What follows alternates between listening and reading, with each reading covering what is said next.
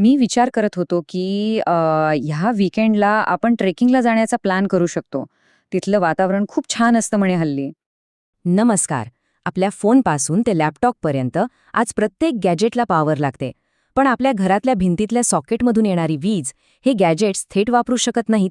तर आज आपण हीच एक जादूची प्रक्रिया समजून घेणार आहोत. एसी म्हणजेच अल्टरनेटिंग करंटचं डीसी म्हणजेच डायरेक्ट करंटमध्ये रूपांतर नेमकं होतं तरी कसं? विचार करा.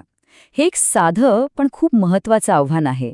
आपल्या घरातल्या सॉकेटमधून एक वेगळ्याच प्रकारची वीज येते आणि आपल्या फोन, लॅपटॉप सारख्या उपकरणांना मात्र अगदी वेगळ्या प्रकारची वीज लागते. मग हे गणित जुळतं कसं? ह्या बदलाच्या प्रक्रियेमध्ये बरेच टप्पे आहेत, पण यातला खरा हिरो आहे तो म्हणजे रेक्टिफिकेशन. सोप्या भाषेत सांगायचं तर विजेच्या प्रवाहाची दिशा सतत बदलण्यापासून त्याला थांबवणं आणि एका सरळ रेषेत आणणं, हाच ह्या सगळ्याचा मूळ गाभा आहे. चला, तर मग बघूया आपला आजचा प्रवास कसा असणार आहे. सगळ्यात आधी आपण मूळ आव्हान समजून घेऊ, मग काही सोप्या उपायांपासून सुरुवात करून हळूहळू आजच्या आधुनिक तंत्रज्ञानापर्यंत पोहोचू. ठीक आहे, तर मग सुरुवात करूया थेट मूळ समस्येपासून.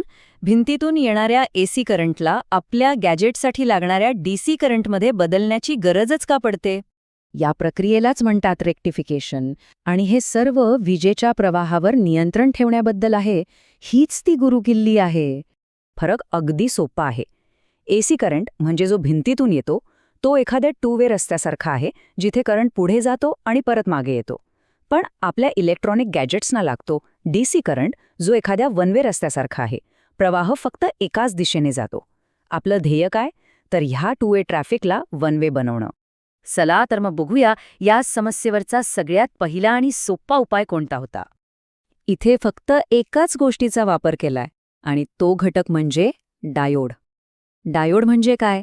तर विजेसाठी एक चेकपोस्ट किंवा वन वे गेट समजा. तो करंटला फक्त एकाच दिशेने पुढे जाऊ देतो, परत फिरू देत नाही. आणि इथेच खरी गंमत आहे. जेव्हा एसी करंटची पॉझिटिव्ह लाट येते, म्हणजे करंट योग्य दिशेने येतो, तेव्हा डायोड आपला दरवाजा उघडतो. पण जेव्हा तीच लाट उलट दिशेने म्हणजे निगेटिव्ह बनून येते, तेव्हा डायोड आपला दरवाजा घट्ट बंद करतो. Current block. आणि ह्याचा परिणाम काय होतो हे बघा. आपल्याला एका दिशेने वाहणारा करंट मिळाला, म्हणजे डीसी तर मिळाला, पण ह्यात एक मोठी समस्या आहे.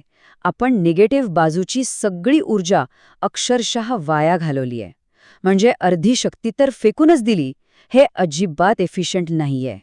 मग साहजिकच प्रश्न येतो, आपण उपलब्ध ऊर्जेपैकी फक्त अर्धीच वापरतोय. यापेक्षा काहीतरी चांगलं करता येईल का? नक्कीच करता येईल. चला तर मग आता खेळात थोडी सुधारणा करूया. ती वाया जाणारी अर्धी शक्ती पण कशी पकडता येईल ते बघूया. हा उपाय खूपच हुशारीचा आहे. याला म्हणतात फुल वेव्ह रेक्टिफायर. यात एकाऐवजी 2 डायोड वापरले जातात आणि सोबत एक खास प्रकारचा ट्रान्सफॉर्मर लागतो. इथे ना एक मस्त टीमवर्क चालतं. जेव्हा एसी प्रवाहाची पॉझिटिव्ह लाट येते, तेव्हा पहिला डायोड म्हणजे D1 आपलं काम करतो, आणि जेव्हा निगेटिव्ह लाट येते तेव्हा तो आराम करतो आणि दुसरा डायोड D2 कामाला लागतो. तो त्या निगेटिव्ह लाटेला पकडून तिची दिशा बदलतो आणि तिलाही पॉझिटिव्ह बनवून पुढे पाठवतो. काहीच वाया जात नाही. आणि याचा परिणाम हे बघा. आता आपल्याला आधीच्या रिकाम्या जागा भरलेल्या दिसतायत. म्हणजे एक जास्त सलग, जास्त ताकदीचा डीसी करंट आपल्याला मिळतो. आपण एसी वेव्हमधली पूर्ण ऊर्जा वापरली आहे. हे सोल्युशन खूपच प्रभावी आहे, यात शंका नाही. पण याला काही मर्यादा आहेत.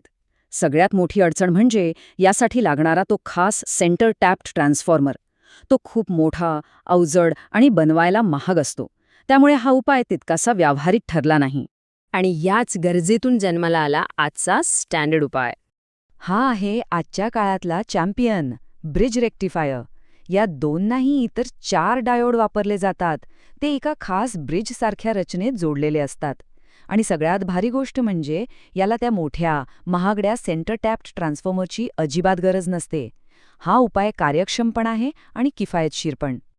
बरं, तर आपण आत्तापर्यंत 3 वेगवेगळे प्रकार बघितले. आता ह्या सगळ्या प्रवासाचा थोडक्यात आढावा घेऊया आणि बघूया की हे रेक्टिफायर्स आपल्या जगात इतके महत्त्वाचे का आहेत.